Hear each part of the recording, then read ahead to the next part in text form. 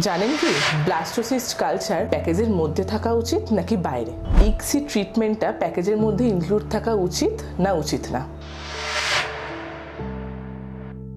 নমস্কার, আমি Labani Dutta, financial counsellor of Prapti fertility institute. আজ একটি ভীষণ গুরুত্বপূর্ণ বিষয় নিয়ে আলোচনা করতে এসেছি, সেটা হচ্ছে আইভিএফ প্যাকেজ। যখনই একটা পেশেন্ট আইভিএফ ট্রিটমেন্ট করার জন্য এখানে আসে, ডক্টরকে দেখাতে আসে, সবার আগে তার মনে এই প্রশ্নটা আসে, আমি যে আইভিএফ ট্রিটমেন্ট করাবো তার জন্য ঠিক কতটা খরচা আমার লাগতে পারে টিল প্রেগনেন্সি। তো এই নিয়ে অনেকের মনে অনেক ধোঁয়াশা রয়েছে, বিকজ অনেক জায়গায় গিয়ে যখন তারা ডক্টর দেখাচ্ছে, ভিজিট করছে, তখন তাদের কাছে একটা পরিচ্ছন্ন, পরিষ্কার, ক্লিয়ার পিকচার থাকছে না যে আইভিএফ করতে গেলে ঠিক কি কি খরচা লাগে। তো আজকে সেই বিষয়ে আমি একটু ডিসকাস করব। আমি এখানে চারখানা পয়েন্ট বলবো। ফার্স্ট, আইভিএফ প্যাকেজের মধ্যে কি কি থাকা উচিত, আইভিএফ প্যাকেজের বাইরে কি কি খরচা আছে, আর আইভিএফ প্যাকেজ নিয়ে কি কি মিথ আছে আর কি কি মিথ নেই। সবার আগে শুরু করি যে আইভিএফ প্যাকেজের মধ্যে কি কি আছে। যখন আমি একটা পেশেন্টকে কাউন্সেলিং করতে যাই, পেশেন্ট দু রকমের হয়। এক, যে অলরেডি বাইরে আইভিএফ ফেলিয়ার হয়ে এসছে, এখানে এসে সেকেন্ড সাইকেল করাবে, সে অলরেডি একটা খরচা কীরকম হয় জানে। সেকেন্ড পেশেন্ট, যারা আইভিএফ করতে প্রথম এসছে, তাদের আইভিএফের খরচার ব্যাপারে কোনো জ্ঞান নেই। ফার্স্ট পেশেন্টদেরকে নিয়ে বলি, তারা যখনই আমাদের কাছে আসে, আমরা যখন তাদের কাউন্সেলিং করি, তখন তার একটাই প্রশ্ন যে ম্যাডাম আমাকে টোটাল কত খরচা লাগবে বলুন। প্যাকেজ মানে টোটাল কত খরচা লাগবে সেটা বলুন। তো সবার আগে বলি, আইভিএফ এর প্যাকেজের মধ্যে কিছু জিনিস থাকে, প্যাকেজের বাইরে কিছু জিনিস থাকে। প্যাকেজের মধ্যে কি কি থাকে সেটা আগে বলে দিই। ফার্স্ট, আইভিএফ ট্রিটমেন্ট করার জন্য আমরা ওয়াইফের এগগুলোকে কিছু হরমোনাল ইনজেকশন দিয়ে স্টিমুলেট করি। সেই ইনজেকশনগুলো প্যাকেজের মধ্যে থাকা উচিত। ম্যাডাম প্রতিনিয়ত যে স্ক্যান করে সাইজ মেজারমেন্ট করে, সেই মেজারমেন্টের খরচাটা আপনার প্যাকেজে থাকা উচিত। নেক্সট, আমরা যে এগ কালেকশন করছি, এই যে ভ্রূণটাকে, এই যে ভ্রূণ তৈরি করার জন্য যে ডিম্বাণুটা বড় করছি, তার জন্য যে এগ কালেকশন করছি, সেই এগ কালেকশনের চার্জ, ওটি charge and anaesthesia charge during egg collection, এইটা প্যাকেজের মধ্যে থাকা উচিত। এরপর সেম ডেতে আমরা হাজব্যান্ড থেকে সিমেন্ট কালেকশন করছি, সেই সিমেন্ট কালেকশন অ্যান্ড সিমেন্ট প্রিপারেশনের যে মেথডটা, সেটাও প্যাকেজের মধ্যে ইনক্লুড থাকা উচিত। নেক্সট, ল্যাবের মধ্যে আইভিএফ বা ইক্সির মাধ্যমে ভ্রূণ তৈরি করা। আমরা আইভিএফ বা ইক্সির মাধ্যমে যে ভ্রূণ তৈরি করছি, তার জন্য কোনো এক্সট্রা চার্জ নিই না। সেটা সবসময় আইভিএফও হতে পারে বা ইক্সিও হতে পারে। আইভিএফ হোক বা ইক্সি হোক, সবটাই প্যাকেজের মধ্যে ইনক্লুড থাকা উচিত। Next, blastocyst cultured embryo formation, another very important procedure. এটার জন্য কোনো এক্সট্রা চার্জ বেয়ার করা উচিত না, এটাও প্যাকেজের মধ্যে ইনক্লুড থাকা উচিত। And the second is blastocyst freezing. আমরা যে এমব্রিও তৈরি করছি এগস অ্যান্ড স্পার্ম ফার্টিলাইজ করিয়ে, সেই ফ্রিজিং সবসময় প্যাকেজের মধ্যে ইনিশিয়াল স্টেজে ইনক্লুড থাকা উচিত। And second, another thing is cryotop. Cryotop মানে কি, আমরা যার মধ্যে এমব্রিওগুলোকে রেখে ফ্রিজিং করছি, সেটা হচ্ছে ক্রায়োটপ। কিছু নমিনাল কিছু ক্রায়োটপ, নাম্বার অফ ক্রায়োটপস প্যাকেজের মধ্যে থাকা উচিত। And the final treatment is embryo transfer. আমরা সব কিছু করে ভ্রূণ তৈরি করে ওয়াইফের জরায়ু দেওয়ালে যে ভ্রূণ প্রতিস্থাপন করছি, সেই প্রতিস্থাপনের দিন পর্যন্ত প্যাকেজের মধ্যে ইনক্লুড থাকা উচিত। এই সব যেগুলো বললাম, এইগুলোর প্যাকেজে ইনক্লুশন হওয়া উচিত। এবার আমি চলে যাচ্ছি পরের পার্টে, যে কি কি এক্সক্লুশন থাকা উচিত। First, hormonal blood test.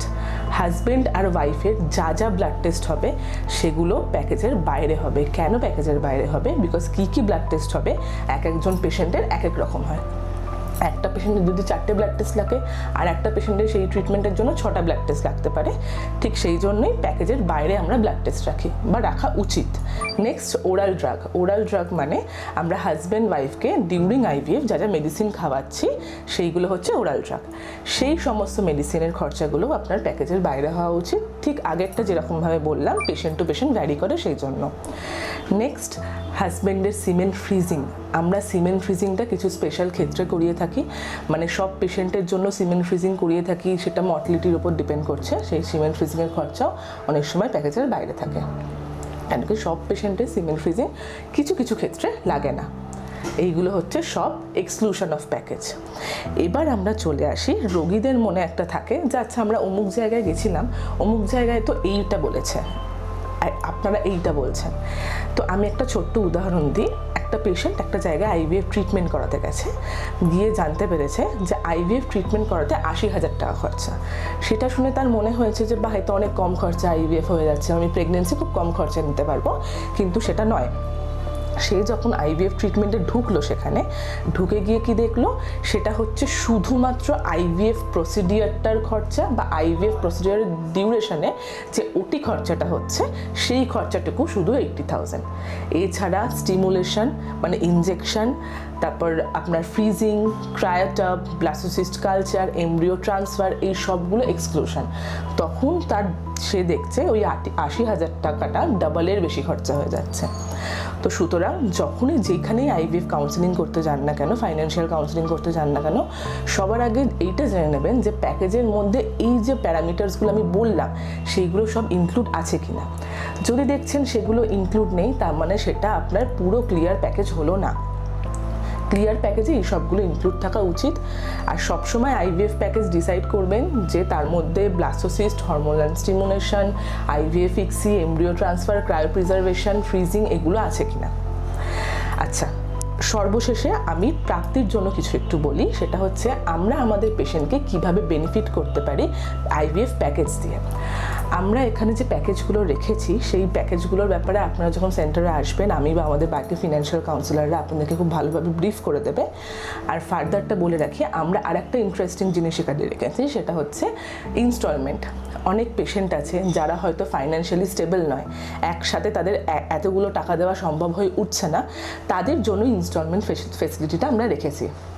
কী করতে হবে, যেই অ্যামাউন্ট থাকবে সেটা তারা 3 মাস বা 6 মাসের একটা ইনস্টলমেন্ট পিরিয়ড নিতে পারে, যার জন্য কোনো এক্সট্রা চার্জেস লাগে না।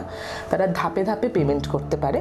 ফার্স্টে কিছুটা পেমেন্ট করলো, তারপর আবার কিছুটা পেমেন্ট করলো, এরম করে যটা মাস তাদের দরকার তটা মাসে ধাপে ধাপে তারা পেমেন্ট করতে পারে। এই ফেসিলিটিটা আপনি প্রাপ্তিতে পেয়ে যাবেন। যখন থেকে আইভিএফ ট্রিটমেন্টে ঢুকবেন তখন থেকে শুরু করে আইভিএফ ট্রিটমেন্ট কমপ্লিট হওয়া পর্যন্ত আপনি পুরোটাই ইনস্টলমেন্টে ট্রিটমেন্টটা চালাতে পারবেন।